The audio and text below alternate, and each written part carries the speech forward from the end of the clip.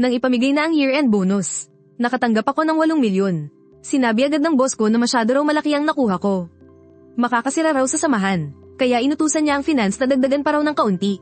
Ginawa niyang 800.0000 pesos. Sa company party, pinagtatawanan ako ng lahat.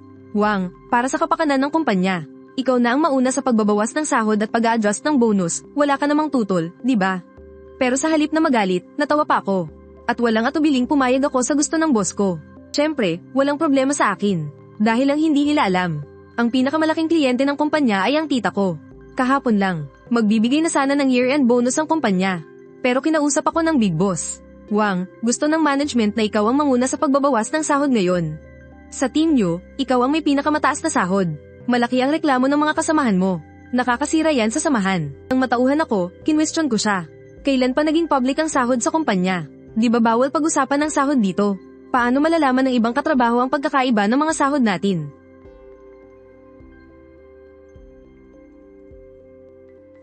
Alam mo na, walang lihim na hindi nabubunyag. Ang year-end bonus mo, minabuti ng management na hatiin at ibigay sa bagong solta. Si Leo kasi, bata pa, mas kailangan niya ng encouragement. Para mas mabilis siyang mag-grow. 3 segundo lang akong nag-isip. At mabilis akong sumagot. Hindi naman inasahan ni Luo na ganun kadali akong papayag. Magaling, natututo ka ng unahin ang kapakanan ng kumpanya. Malaki ang tiwala ko sa'yo. Katawa-tawa talaga, 1 taon akong nagpakahirap sa trabaho.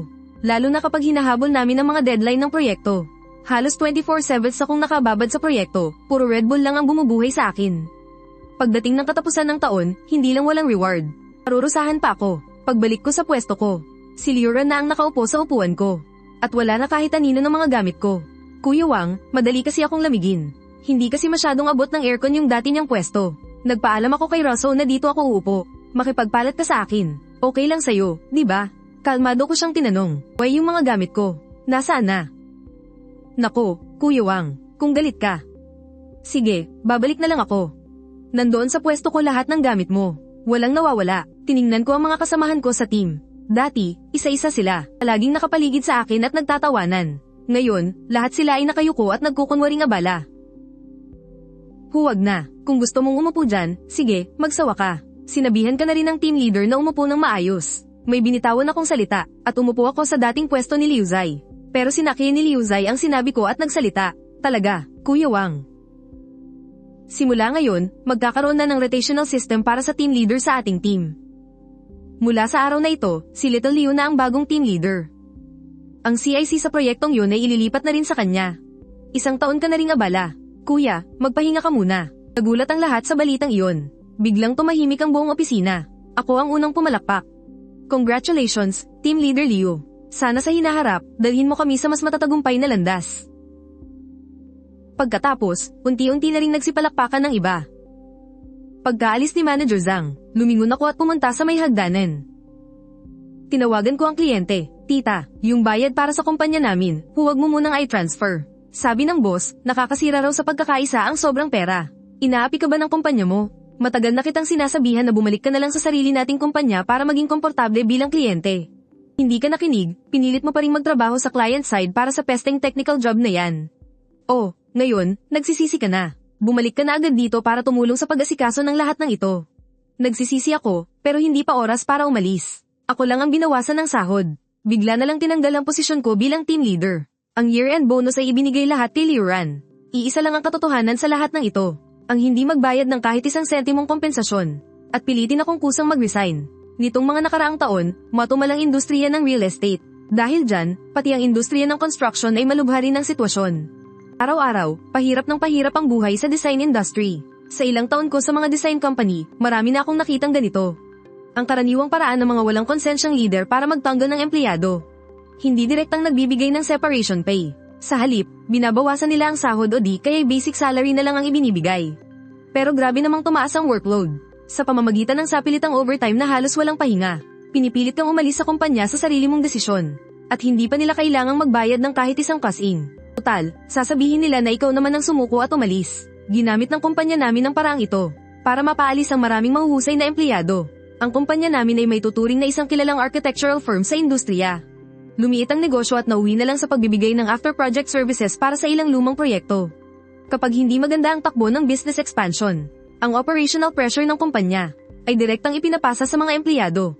Ang ganda pa ng tawag nila, responsibilidad daw ng lahat. Noong panahong iyon, bilang team leader, pasan ko rin ang pressure ng milyon-milyong halaga ng kontrata. Nakita ng tatay ko na pagod na ako sa kitatakbo kung saan-saan. 255, direktang pinakiusapan niya ang tita ko na ang family business. Isang international chain ng 5-star hotel, ay ipagkatiwala ang design project ng bago nilang hotel sa kumpanya namin. Ang kabuuang design fee ay aabot sa 10 milyon. Kaya naman, ang pinakamalaking kliyente ng kumpanya namin ngayon, ay ang family business pa namin mismo.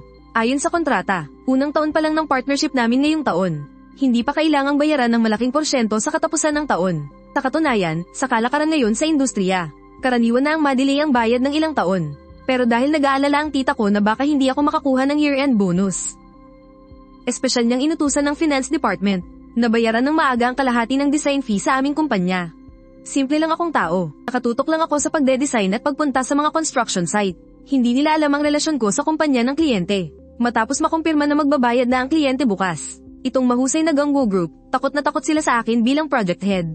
Na sa akin mapunta ang pinakamalaking bonus, kaya dali-dali nila akong tinanggal sa pwesto. Sayang nga lang, ang gusto nilang tanggalin ngayon, ay siya mismong bumubuhay at pinagkukunan ng pera ng kumpanya. Kahit natanggalin nila ako at bigyan ng tamang bayad, hindi naman sa hindi ko tatanggapin. Pero ang gumamit ng ganito kaduming paraan, sa isang empleyadong tulad ko na 8 taon nang nagtatrabaho dito, hindi ko matatanggap. Sakto, malapit na ang tanghalian. Kaya nag-relax muna ako at kumain sa mall sa baba. Pagbalik ko, umidlip muna ako sa kotse. 2:00 ng hapon, sakto. Tamang-tama ang pasok ko sa opisina. Yung office desk ko, nandun pa rin sa pinaglipatan ni Liu Zai kanina. Ang gulo-gulo pa rin. Ningnan ko lang, kumuha ng tissue at dumiretso sa banyo. Pagkakita sa akin ni Liu Ran, para siyang nakakita ng anghel. Boss Wang Luo, yung optimized design drawings para sa executive building ng hotel.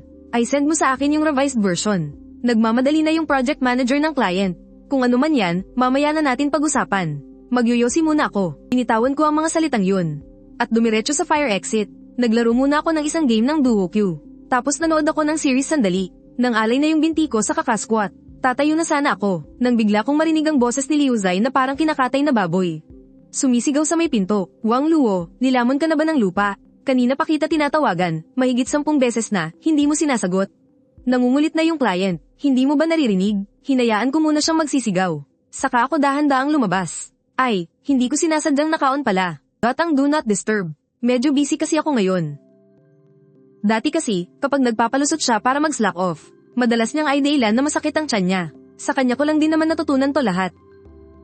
Tama na ang daldal, bilisin mo na't gawin mo na yung plano. Hindi pwede, hindi pa nga nakakonekta tong computer ko.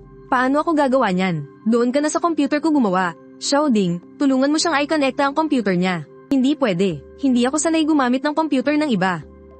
Kung ayaw mong gawin, wag mo nang gawin. Xiaoding, i-optimize mo na lang itong drawing.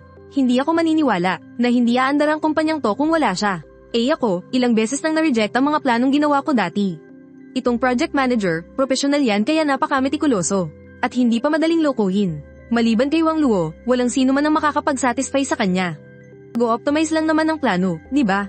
Kumpara noong nag-a-apply ako para sa portfolio ko sa ibang bansa. Mas simple lang to. Ako na ang gagawa, oo nga. Isang talentadong returnee na tulad ni Team Leader Leo pa mismo ang kikilos. Siguradong hahangaan siya ng kliyente niyan.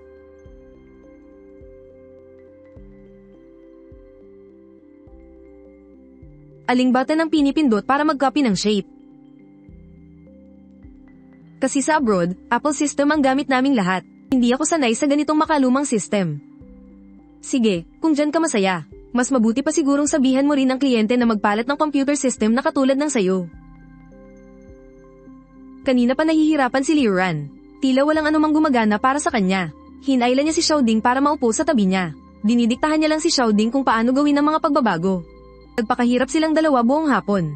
Pero hindi pa rin nila naayos. Si Liu Ran naman ay pabebe ng tumawag sa project manager ng kliyente. Ilang beses siyang tumawag para humingi ng paumanhin. Manager Wang, pasensya na po talaga, ha? Nagkaroon lang po ng konting-konting aberya sa progress. 5:29, sakto sa oras, nakatayo ako sa harap ng time clock. Pagpatak ng 30 minutos. Agad akong nag-face scan at nawala na sa opisina. Hindi ko naman inaasahan na pagkaalis ko sa paradahan. Tumawag si Director Zhang. Wang Luo, abala ang lahat sa pag-aayos ng mga drawing. Saan ka nagpunta? Kanina pa nangungulit ang client buong hapon. Bingi ka ba o bulag? Bumalik ka rito ngayon din, mag-overtime. Kailangang matapos ang drawing bago mag-alas 12 ng gabi. Ha, hindi naman ako hinanap ng client Tsaka si Team Lead Leon na mismo ang humahawak niyan. Kayang-kaya niyang paikotan ng client. Huwag na akong makigulo. Uuwi na ako. Bago lang siya sa pwesto. Hindi niya kabisado ang mga gusto ng client tulad mo. Bumalik ka na agad. Utos to, walang pero-pero. Gusto mo pa bang makuha yung year-end bonus mo? Yung year-end bonus ko, di ba't binigay na kay Liran? Sakto, siya na rin ang pag-overtime niyo para sa akin. Agad kong inon ang do not disturb sa phone ko. At masayang nakipag-dinner sa mga tropa. Ang sarap pala ng buhay na hindi kailangang mag-overtime. Dahil sa trabaho, hindi ko na matandaan kung kailan ako huling nakipag-bonding ng maayos sa mga kaibigan ko. Nitong nakaraang taon, halos araw-araw akong umuwi ng alas 9 o alas 10 ng gabi. At madalas pa ang magpuyat sa opisina, para sa management. Kaya daw mababa ang performance natin ay dahil hindi sapat ang workload natin. Pero hindi naman kasalanan ng mga empleyado kung biglang bumagsak ang dami ng projects. Ang business department, hindi naghahanap ng bagong market. Tapos kami pa sa production department ang sinisisi na kulang sa trabaho. Kinabukasan, alas 9 ng umaga. Nag-time in ako sa tamang oras. Pagpasok ko sa opisina, ang mga ka-team ko, tulog lahat sa mga pwesto nila. Pagkakita nila sa akin, sumugod si Xiaoding na parang nakakita ng tagapagligtas. Kuya Wang, buti dumating ka na. Bakit hindi ka namin makontak kagabi? Muntik na kaming mabaliw sa kapapalit ng design. Ayaw talagang aprobahan ng client. Nag-overtime tayo lahat ni Manager Zhang, bawal umuwi. Tiningnan ko sila, naalala ko ang hindi mabilang na mga gabi. Naging magkakampi rin tayo noon. Sabay na tinatapos ang bawat proyekto. Pero kahapon nang alisin ako sa pwesto, wala man lang ni isang tumayo para ipagtanggol ako. O kahit man lang bigyan ako ng isang salitang pampalubag loob. Hindi madaling maghanap ng trabaho sa panahon ngayon. Naiintindihan ko, pero hindi ibig sabihin na hindi ako nasasaktan. Si Team Leader Leo ay isang dekalibreng talent na galing abroad. Kung nandyan siya, siguradong ayos na ang lahat. Syempre, kung ako ang gagawa, tiyak na magtatagumpay. Kung hindi, paano naman ako naging team leader? Ang mga kulang sa kakayahan, tagagawa lang ng kung ano-ano. Pumasok si Liran na puno ng sigla. Wala nang bakas ng pagka-stress niya kahapon sa pag-revise ng plano. Hindi rin siya mukhang nag-overtime buong gabi. Sa malapitan, tila may kakaibang saya pa sa kanyang mga mata. Mas maganda pa ang itsura niya kaysa karaniwan. Sabi ko na sa'yo, Xiao Wang, mas magagaling talaga ang mga bata. Mas malawak ang kanilang pag-iisip. Akala mo ba hindi aaprobahan ng kliyente kung hindi ikaw ang gumawa ng drawing? Hindi mo inaasahan, no? Itong si Xiao Liu, naayos niya agad ang kliyente magdamag. Medyo nagulat ako. Gabi, tinawagan ako ni Project Manager Lu. Tinanong niya kung bakit biglang pinalitan ng kumpanya natin ang project head. Sinabi ko sa kanya ang totoo. Sabi niya, kung maapektuhan ang proyekto, hahabulin nila sa batas ang kumpanya natin. Itong si Mr. Lu ay laging napaka-responsable. Imposibleng ganoon lang siya kadaling kausap at basta nalang magbago ng desisyon. Hindi ko inaasahan na sumausaw pa si Mr. Zhang. Ngayong araw, ituloy niyo lang ang ginagawa niyo. Kahapon, nakausap na ni Xiao Liu ang kliyente. Pwedeng ipasa ang mga drawing hanggang mamayang alas 12 ng gabi. Wang Luo, pinaset up ko na ang computer mo. Sa pagkakataong ito, wala ka ng dahilan para hindi i-revise ang mga drawing, di ba? Sige, sa oras ng trabaho, aayusin ko yan ng mabuti. yan ang tamang attitude sa trabaho. Basta't kontento ang kliyente, pagdating ng bayad mamayang hapon. Papadagdagan ko pa rin sa finance ng ilang daan ang year-end bonus mo. Nang makita ni Mr. Zhang at Liran na sumuko na ako. Umalis sila habang nagtatawanan at nag-uusap. Bago umalis, sumenyas pa si Liran kay Xiaoding gamit ang kanyang mata. Ang ibig sabihin, bantayan mo ako. Hintayin mong umalis sila, binuksan ko na lang ang computer. Tapos, binuksan ko ang phone ko. Nanunood ng series habang kumakain ng beef noodle soup. Dahan-dahang hinigop ang noodles sa bowl. Kalahating oras pa lang ang lumilipas. Tinulyapan ko si Xiaoding sa tabi ko na mukhang constipated. Kuya Wang, malapit ka na bang matapos kumain? Mukhang nangungulit na naman ang client sa group chat. Inilabas ko ang phone ko at ipinakita sa kanya. Wala naman. Huwag kang mag-alala. Walang kahit anong galaw sa group chat. Kuya Wang, si Team Leader Leo. Gumawa siya ng bagong project work group. Niwala nga ako sa group chat na yun. Siguro hindi ako kailangan sa proyektong to. Pupunta muna ako sa CR. Binitbit ko ang box ng takeout na pinagkainan ko at dumiretso sa banyo. Tatay muna on company time. Tapos, pinuntahan ko pa yung magandang receptionist. Nakipagchismisan ako sa kanya ng matagal tungkol sa mga chika sa showbiz. Wang Luo, nag-aalboroto na ang client. Ano bang ginagawa mo? Gaano pa katagal bago mo mailabas yung drawing? Wang Luo, sumusobra ka na yata. Nagyayabang ka dahil lang may kaunti kang alam. Pati trabaho mo, hindi mo na ginagawa. Kung kaya mong gawin, gawin mo. Kung hindi, mag-impake ka na at umalis. Sige ba, open-ended naman ang kontrata ko. Ideposito nyo ang 2N compensation ngayon. Ako, si Wang Luo, ay mag-iimpake agad at aalis. HMP, asa ka pa? 2N. Pasalamat ka nga't hindi ka hinabon ng kumpanya dahil sa pagiging irresponsible mo. Mabait na nga sila sa'yo. Wang Luo, kayang magtiis ng kumpanya. Ikaw, kaya mo ba? Napakaliit lang ng mundo ng architecture. Gumagawa ka ng ganitong gulo. Sa tingin ko, gusto mo nang ma-blacklist sa hinaharap. Kahit nahanda na ang loob ko. Nanginginig pa rin ako sa galit. Sa lahat ng mga taon na ito, naging masipag at maingat ako. Ilang proyekto na ba ang napanalunan ko para sa kumpanya? Gaano kalaki ang naiambag ko? Dahil lang may kailangan siyang ipasok na koneksyon. Ganon na lang nila kung ituring ang tao na parang walang halaga.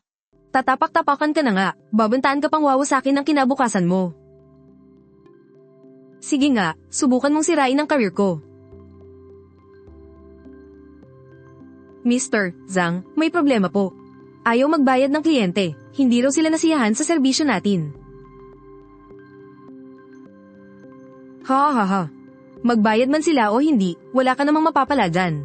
Huwag ka munang magdiwang sa kamalasan ng iba. Sa totoo lang, ang dahilan kung bakit ako nagtagal dito, at tiniis ang lahat ng ito, ay kasalanan ko rin dahil sa katangahan ko. Kakagraduate ko lang noon, puno ng pangarap at pagmamahal para sa architecture and design. Pumasok ako sa sikat na firm na to, sa pag-aakalang magiging isa akong mahusay na designer sa industriya. At nanatili ako ng 8 taon. Noong una, hindi naman ganito kawalang puso ang kumpanya. Pero kalaunan, humina ang industriya. Bumagsak ang kita, at nagpalit pa ng partner na siyang lalong nagpalala sa lahat. Sa umaga nga, hindi na pumapasok ang boss sa opisina. Pero 10:00 ng gabi, saktong darating yan, hawak ang cellphone para mag-inspeksyon. Magpapadala siya ng mga litrato sa group chat. Kung aling departamento ang patay ang ilaw. At papangalanan pa niya at papunahin ang mga bakanting upuan. At kung sino man ang mag-overnight sa trabaho. Asahan mong may papuri yan sa buong kumpanya. Pero kinabukasan, kalahating araw lang ang ibibigay na day off kapalit. Tutol, wala ka rin namang ginagawa sa bahay, di ba? Pamilya, sinong may pakialam dyan? Kung hindi dahil sa kumpanyang bumubuhay sa'yo, wala kang pamilya. Sa ganitong klaseng environment, kung hindi lang dahil sa proyektong ito. At sa responsibilidad ko bilang head, naisip ko, kailangan kong tapusin ang hotel na personal kong dinisenyo. Matagal na sana akong umalis. Pagkatapos ng away, bumalik ako sa pwesto ko. May mga narinig akong bulong-bulungan sa paligid. Kapag pumasok na ang year-end bonus. Pangalawa, saan ba tayo kakain ng masarap? Hindi nagtagal. Umalingaw-ngaw ang sigaw mula sa opisina ni Boss Zhang. Ipamimigay. Anong ipamimigay ko? Kulang pa nga ang pera sa account para sa sahod ngayong buwan. Sa sobrang lakas ng boses niya, rinig na rinig sa buong opisina. Bumakas ang pag-aalala sa mukha ng lahat. Pagkalipas ng 2 minuto, pinatawag kami ni Boss Zhang, ako at si Lao Luo, pati si Liu Zai sa loob ng opisina. Pagpasok pa lang namin, malakas niyang ibinagsak ang tasa niya sa mesa. Wang Luo, dahil sa hindi mo pag-iisip sa kapakanan ng lahat. Galit na galit ngayon ang kliyente.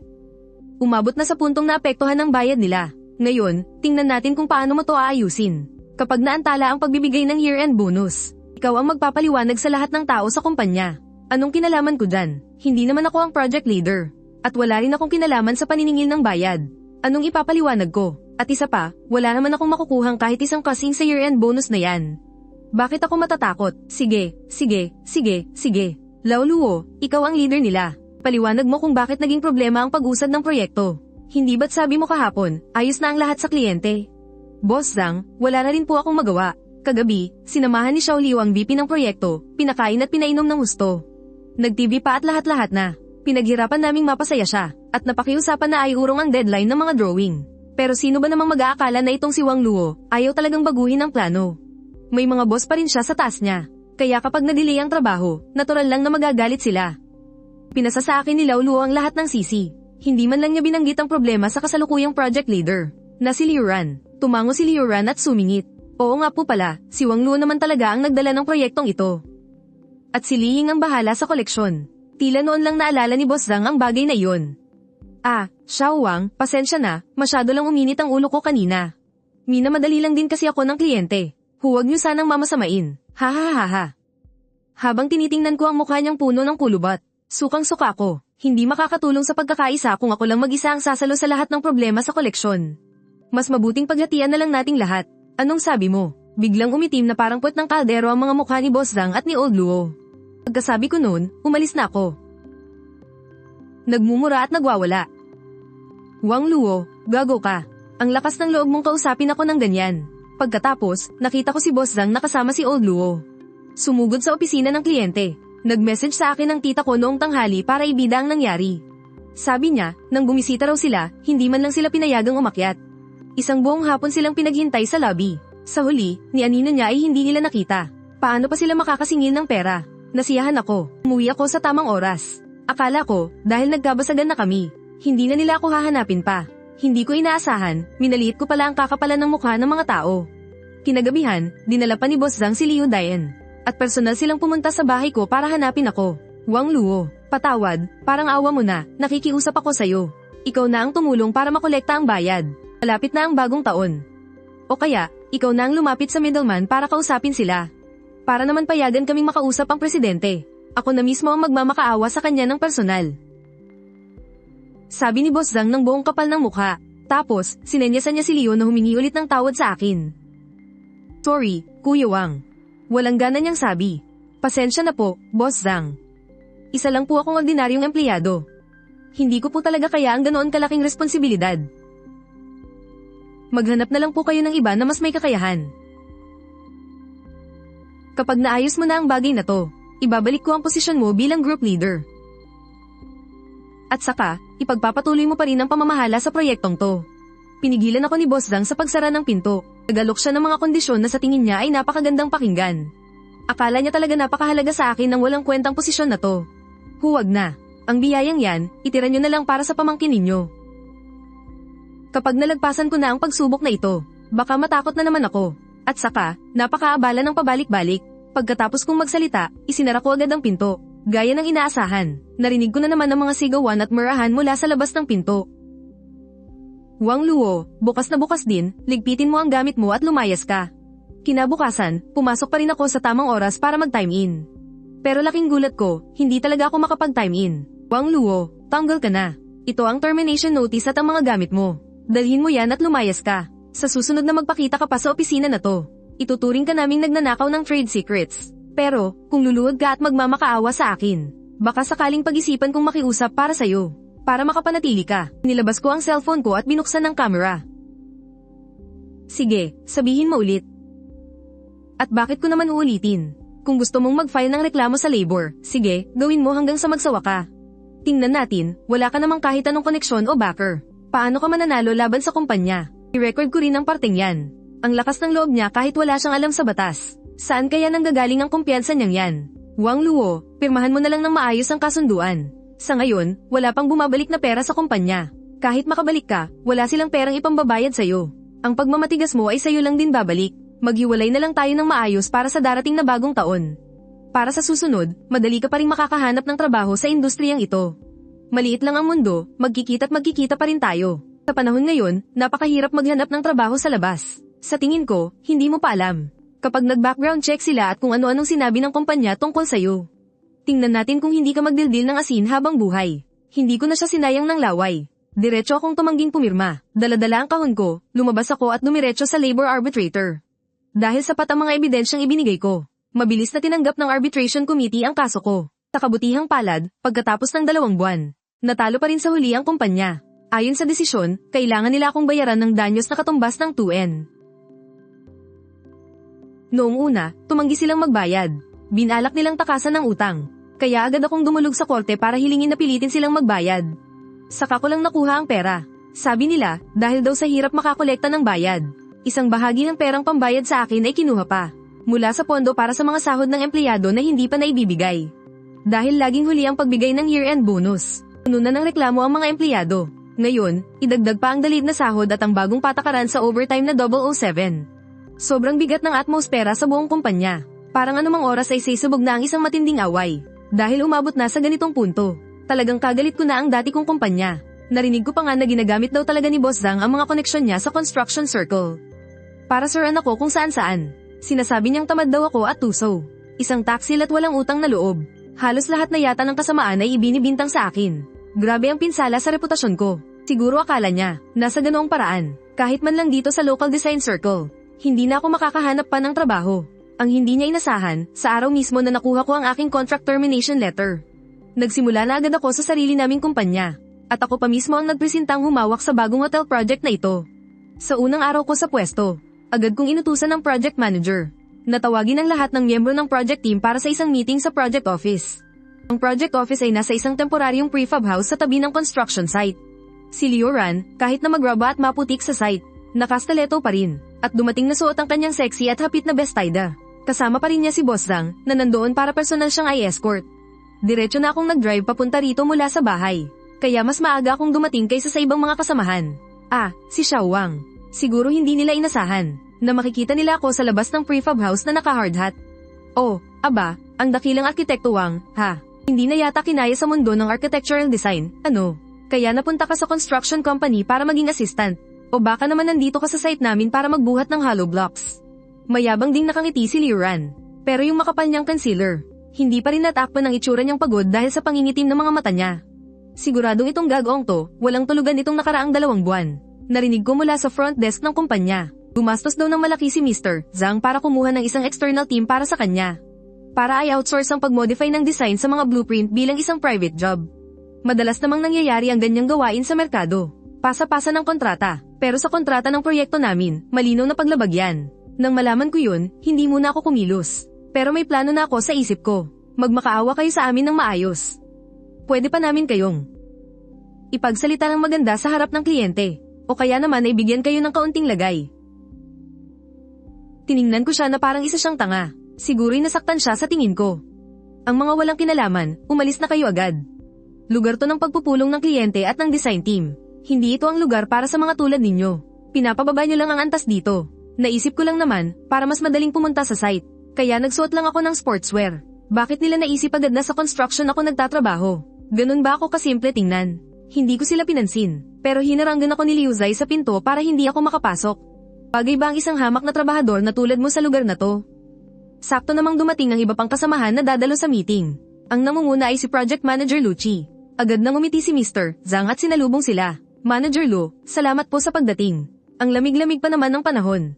Napatingin si Lucci sa akin na nasa may pinto. Narinig ko na lang na sinigawan na naman ako ni Liu Ran. Wang Luo, bakit ba wala ka man lang pakiramdam? Hindi mo ba nakikitang dumating na yung pinuno ng kliyente? Alis na dyan.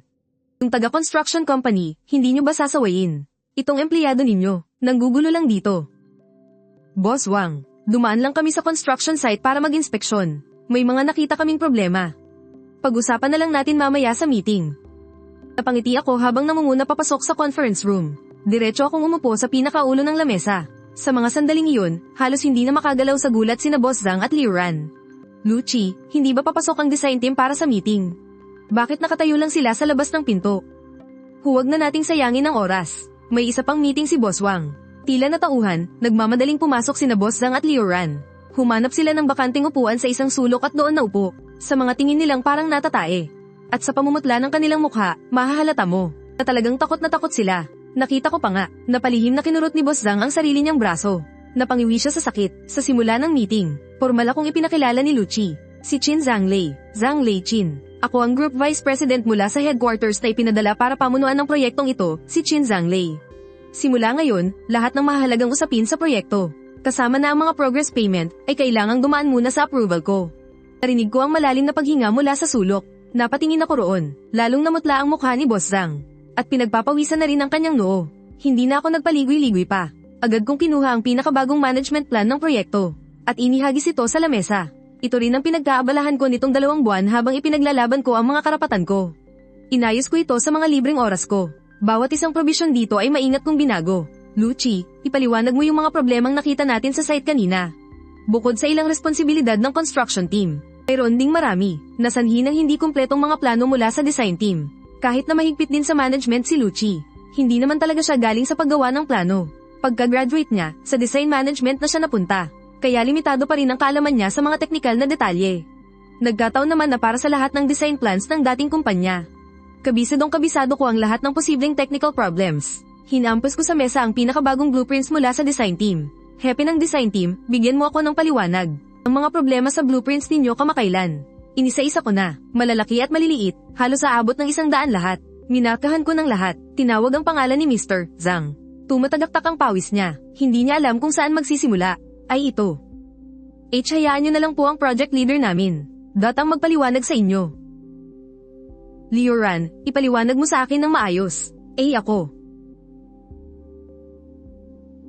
Itinulak niya si Liu Ran, pero nauutal din ito. Halos walang masabi kahit isang salita. Maging ang mga supervisor sa tabi ay nagsimula na ring mabalisa. Ngayon, tinitingnan ni Mr. Zhang ang bahagi ng approval sa blueprint. Nakapirma ang sarili niyang selyo. Hindi na niya matatakasan ang responsibilidad. Siguradong nagsisisi siya ngayon sa pandarayang ginawa niya noon. Para lang makapasa bilang isang registered architect. Pero wala man lang siyang kakayahan na suriin ang mga simpleng plano. Siya pa naman yung sumulat sa pwesto ng dati niyang partner. Yung totoong may talento. Yung mahusay na architect bago siya naupo sa pwesto. Nang makita ko ng sapat ang kanilang katangahan, nagbigay ako ng huling hatol. Dahil hindi maipaliwanag ng project leader. Ituturing nating problema ito ng design team. Ang design team ang may pangunahing responsibilidad. Ang mga gastos sa pag-uulit ng trabaho ay lahat ibabawas mula sa bayad ninyo sa disenyo. Itala ninyo yan ng maayos. Sa tansya ko, aabutin din ng daan-daang libo ang ibabawas sa kanila. Mr. Zhang, may iba ka pa bang opinyon? O wala po. Lahat ng nandito, sana naman seryosohin ninyo ang trabaho nyo, ha? Hindi kami nagpapasweldo ng mga palamunin sa proyektong ito. Kung kaya nyo, magtrabaho kayo. Kung hindi, lumayas kayo. Hindi ko alam kung basang-basa na ba ang likod sa pawis ni na Mr. Zhang at Liu Ran. Simula ngayon, gagawin kong mas masaya ang buhay ninyo. Mula nang malaman nilang ako na ngayon ang Vice President ng L Group. Tila sinusubukan na nila sa lahat ng paraan. Naimbitahan akong kumain sa labas. Pero nagpakatanga na ako dati. Hindi na mauulit pa. Problema sa kalidad. Wala akong binigay na kahit anong pagkakataon sa kanila. Problema sa kalidad. Dahil, binantayan kong mabuti ang pag-aayos nila sa mga problema sa kalidad. Yung mga designer, pinatawag silang lahat ni Luchi kamakailan lang. Doon na sila nag-oopisina sa construction site, para mabilis na mabago ang mga plano. Lalo na yung mga plano sa nakalipas na 2 buwan. Halos mahigit 10 beses na nilang inulit yun. Sa tuwing ipapasa nila sa akin ang mga plano. Akala nila okay na, pero lagi akong nakakahanap ng mali para ipaulit sa kanila. At sa bawat pagkakataon, pinapapunta ko mismo si Liu Ran para magpaliwanag sa akin. Ipaliwanag niya kung bakit mali pa rin ang elevation dito. Napilitan si Liu Ran na tumira sa dormitoryo sa site araw-araw. Nawala na yung dating kakinisan niya. Dahil sa laging pagpupuyat, para na siyang lutang. Kitang-kita ang pagod niya. Kitang-kita ang pagod niya. Siguradong nagsisisi na yun. Kung alam lang niya, sana nanatili na lang siyang palamuti sa kumpanya. Isang may backer. Nagpumilit pa kasing maging technical lead. Kaya ayan, dinaranas niya ang hirap ng isang ordinaryong tao. Leo, ano ba itong plano mo? Pang-20 bersyon na to. Hanggang dyan na lang ba ang kaya mo? Di ba galing ka pa sa ibang bansa? Kung hindi pa rin makapagbigay ng maayos na plano ang team nyo, papalitan ko na kayo. Alam nyo namang ang hirap maghanap ng trabaho ngayon, di ba? Boss Wang, aayusin po namin ulit. Sisiguraduhin po naming magugustuhan nyo. Kung ganun, pwede na po bang pag-usapan yung bayad sa amin? Yung pagka-delay ng trabaho dahil sa bayad. Hindi pa nga tayo nagtutuos dyan. Kinabukasan, hindi na siya pumasok. Nabalitaan kong nag-long sick leave daw. At sinamantala na rin para isumbong ako sa headquarters. Nung tumawag ang tita ko para ibalita sa akin yun, natawa na lang ako. Sinamantala ko ang ika-10 anibersaryo ng branch ng kumpanya. Inutusan ko ang isang tao na bigyan ng mga designer bilang mga partner natin. Nagpadala rin ako ng ilang imbitasyon. Magsisimula na ang palabas. Noong araw ng selebrasyon, gaya ng inaasahan, magkasama na namang dumating si Manager Zhang at Liu Ran. Mukhang magaling na nga sa sakit niya si Team Leader Liu. Kung magaling ka na, bumalik ka na agad sa proyekto. Para siyang nakarinig ng kwento ng multo. Agad siyang namutla. Medyo nataranta rin si Manager Zhang nang makita ko. Pilit siyang ngumiti. Siguro iniisip niya kung naging epektibo ba ang reklamo niya laban sa akin. Magarbong ipinakilala ng host, datang pagpasok ng president ng grupo, si President Luo, na siya ring tita ko. Pagkatapos magbigay ng talumpati ni tita bilang kinatawan ng headquarters, hinawi niya ang mga tao. Sinadya niyang lumapit sa harapan ko, para imbitahan akong maging unang kapareha sa sayaw. Sayaw tayo. Tita ko. Pasensya na, ang apelyido ng nagmamayari ng unang grupo ay Wang. Ay, ano nga palang pangalan ko? Sa susunod na magrereklamo ka tungkol sa akin, pakisuyong alamin mo muna kung saan galing ang pangalan ko, ha? Pagkalipas ng 3 araw, Manager Zhang, nakatanggap ang kumpanya ninyo ng demand letter mula sa aming grupo. Malinaw na nakalista doon, ang lahat ng pagkakamali at pagkukulang sa mga plano. Nadulot ni Liu Ran mula noong hinawakan niya ang proyektong ito. Pati na rin ang malaking gasto sa pag-uulit ng trabaho na idinulot nito sa proyekto. Isang listahan. Kalakip din dito ang ebidensya ng panunungol ni Manager Zhang sa ating Project Vice President. Kapalit ng mga pabor, dahil sa kanilang malubhang paglabag sa naunang kasunduan, na pinirmahan ng Party A at Party B, ang paulit-ulit na pag-outsource at pagkakaroon ng malalaking problemang teknikal. Hindi na maaaring ipagpatuloy ang kooperasyon. Dahil dito, nagkaroon ng malaking pagkaantala sa timeline ng proyekto. Ayon sa kontrata, humihingi ng napakalaking multa ang Party A para sa paglabag sa kasunduan. Pagkatapos ng desisyon ng korte, ang dating kumpanya ay tuluyang nagsara dahil sa napakalaking bayarin. Araw-araw, puno ito ng mga taong naniningil ng utang. Hindi na maglakas loob lumabas ang mga executive, lalo pat maghanap ng ibang trabaho. Si Boss Zhang, bilang siyang legal representative, ang nakulong. Si Liu Ran naman ay agad na tumakas. Pero ang balita ko, nang subukan niyang maghanap ng trabaho sa ibang design company, wala nang gustong kumuha sa kanya. Dahil alam nilang siya yung astig na nagpabagsak sa malaking kumpanya ng sarili niyang kamag-anak. Madalas kong naiisip, kung isa lang akong ordinaryong empleyado, gaano kaya katindi ang kawalan ng pag-asa na mararamdaman ko kapag nahaharap sa matinding kawalan ng katarungan. Pero sa tingin ko, lahat naman tayo ay dumaan sa pagkabata. Naging simple ang isip, nagbigay ng buong puso kahit pa nagmukhang tanga. Ganoon pa man, mas mabuting mamulat ng maaga. Ang pagpapalam sa mga maling bagay ang paraan para